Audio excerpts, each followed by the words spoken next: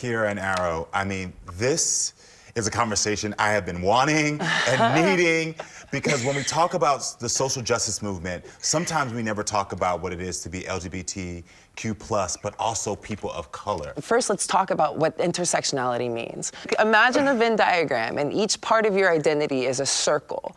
Now, I'm Black, I'm queer, I'm trans, I'm non-binary, and all of those connect, and I'm right at the center. I can't get rid of the fact that I'm trans. I can't get rid of the fact that I'm Black. I walk in as all of those, as with all my circles. One thing that I really want us to start to talk about a little bit more is how when we're thinking about these movements, how we're making sure that people don't lose their circles. Come on. Within the movement. How do people not lose their circles? Let's not lose our circles. That's deep, and it's really important. What should we be doing? Like, that's just, I really want to know from y'all. I mean, I think part of it is, at least as a Black woman, right? Like, we are known to be, masters of code switching, right? Okay. Like, we know how to, right? We've learned to be able to speak in the all white male boardroom, right? And we know how to throw down at the fish fry at the Southern church that we grew up at. And I think part of it is for us, it's to be unapologetically all of who we are all the time. You need to be yourself so everyone else that's watching you can know that they can be themselves as well. I worked in social services before I got in television,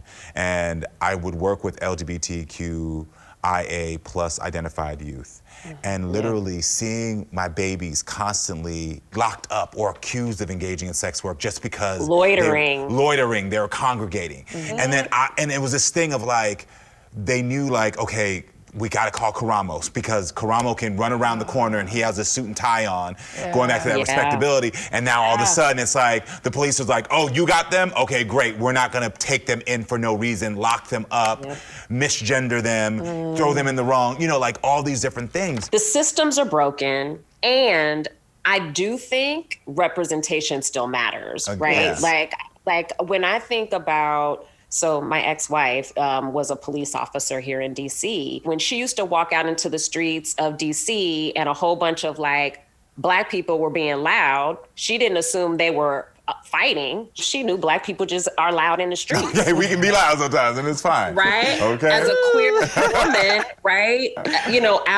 To be first on the scene if there was violence against a trans woman or queer folks, right? The way she handled that was gonna look differently than if a straight, cis, white dude from Kansas who may not have that experience was gonna act showing up on the scene. And the reality is that, police or state-sanctioned violence is an LGBTQ issue. 40% of the women sitting in prison right now identify as bi, lesbian, trans, and queer. 40%. Yeah. That's not a solidarity issue. That's our people.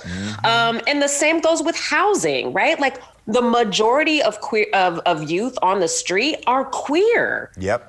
And they are subject to police violence, and they're getting put in detention centers, and they're right in that cycle of violence and incarceration. We as queer people, unfortunately, are carrying the burden of disenfranchisement and oppression, health disparities in ways that are killing us. Yeah, especially queer trans and queer women. Yeah. Let's be real. Yeah. That's who's really carrying the burden even more. And I think back to all my little babies when I worked in social services, that the people responding were never looked like them. One of the things going on in cities across the nation is that fewer and fewer first responders are from the community that they're responding in. Yeah. They're stepping into the street with implicit bias and a fear of a community that they don't know. That's it. They're starting there. Yeah. I think It that you doesn't get should better from definitely there. live where you're policing. That just makes sense.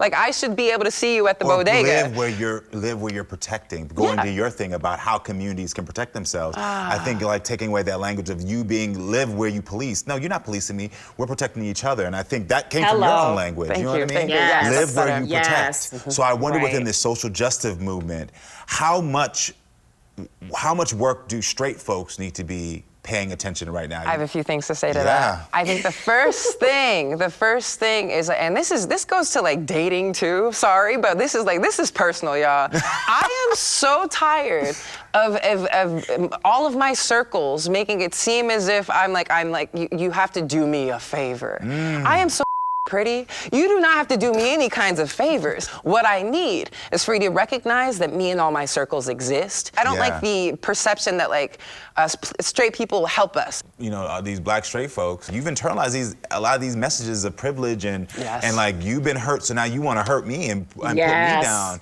And it just cannot. And all so to get closer to whiteness, bro. Which, like, why? Just like, don't even, no, we're not gonna do that shit. I think if people said that to hashtag you all to get closer to whiteness. That's what I was about to say. I need that T-shirt if more right black now. folks said that to themselves, more black and brown people said to themselves, I'm doing this to get closer to whiteness. I promise you, it would stop so many of us from making choices that we make in the social justice movement. Oh my God. Right. Your homophobia, your transphobia is you trying to feel better and bigger and closer to white supremacy and whiteness. Why do people feel so threatened honoring the humanity of other people? Like, I don't get it. Like, I don't need to be an immigrant standing on the other side of the wall to be able to, like, to feel what the right thing to do is. My oldest, my middle kid,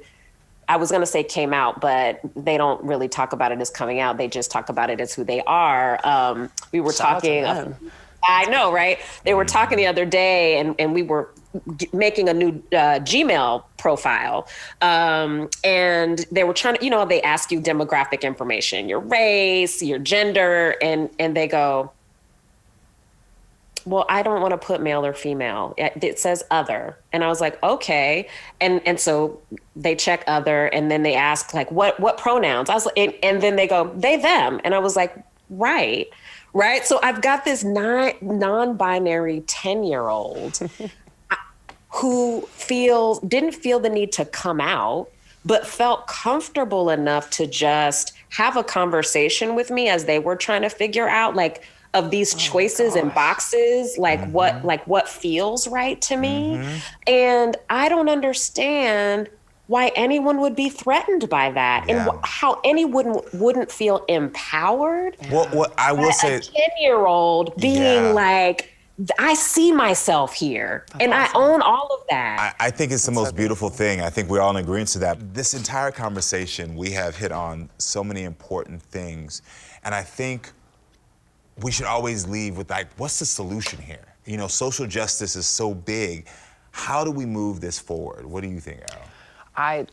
Really simple. I think that a lot of these organizations that are doing such great work and kind of pushing a lot of the legislation that we need to see, like pushing a lot of the protests that we need to see, I want to see the leadership of these organizations reflect the populations that are the most marginalized. I think one thing we can all do, regardless of where you are and what profession you're in, ask yourself the question, how are LGBTQ people uniquely impacted?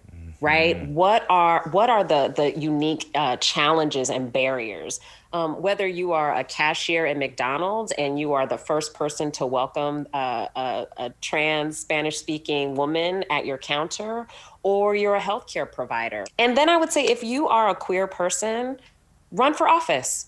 Yes. Just do it. Do it. Run for office. Go, like, apply for the biggest, baddest job in your company or in your organization, because we need to see you, right, in those places.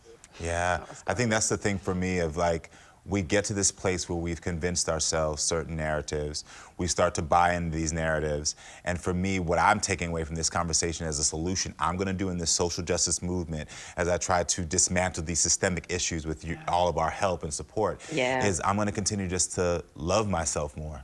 And my personal circles, but also loving these type of circles. Yes. Karamo, that was gorgeous of you, that love yourself. That was really good. Thank you. I took it from y'all. Like, I'm telling you, I just felt inspired. Like, it was like, love your circle. I'm telling you, that's staying with me.